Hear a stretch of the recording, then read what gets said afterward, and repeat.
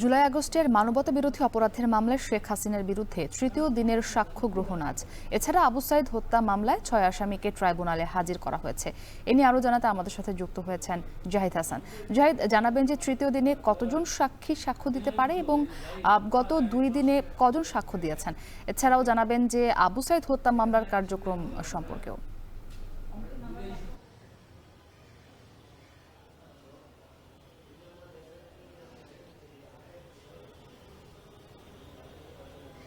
মুক্তি জুলাই আগস্টে যে মানবতা বিরোধী অপরাধ সংগঠিত হয়েছে, যে মামলা শেখ হাসিনার বিরুদ্ধে করা হয়েছে, তার বিরুদ্ধে আনা হয়েছে 5টি অভিযোগ।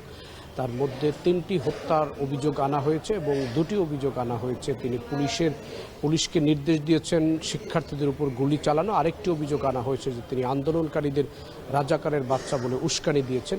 এই 2টি অভিযোগ, মোট 5টি অভিযোগ। তার সাথে সাবেক স্বরাষ্ট্রমন্ত্রী আসাদুজ্জামান খান কামাল এবং সাবেক আইজিপি চৌধুরী আবদুল্লাহ মামুনকে আসামি করা হয়েছে।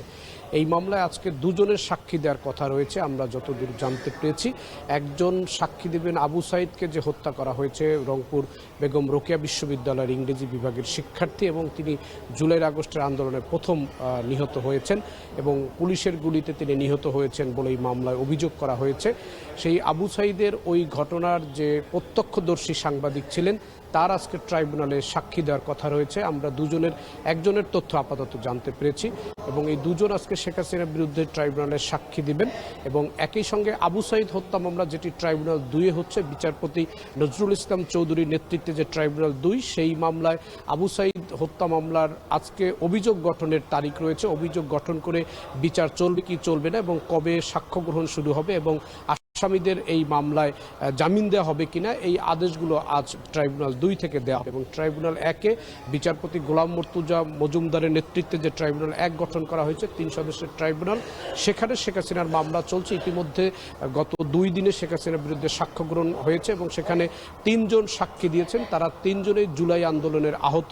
প্রথম দিন সাক্ষী দিয়েছেন খোকন চন্দ্র বর্মন নামে একজন, যিনি তার চোখ হারিয়েছেন এবং তার পুরো মুখমণ্ডল বিকৃত হয়ে গেছে পুলিশের গুলিতে এবং তিনি পঙ্গুত্ব বরণ করেছেন। এবং দ্বিতীয় দিনে পা হারিয়েছেন একজন, তিনি এই রাজধানীর বিজয়নগরে তিনি আন্দোলনের সময় দায়িত্ব পালন করছিলেন, ভূমিকা পালন করছিলেন, তিনি পা হারিয়েছেন। একই সঙ্গে আরেকজন নারী সাক্ষী দিয়েছেন, পারভিন, তিনি একজন কর্মজীবী নারী। তিনি যাত্রাবাড়িতে যে আন্দোলন চলছিল, সেই যাত্রাবাড়ি তিনি ফুটপাত দিয়ে তিনি বাসার দিকে যাচ্ছিলেন, তখন তার চোখে গুলির আঘাত লাগে এবং তার চোখ নষ্ট হয়ে যায় এবং তিনি চোখ হারান।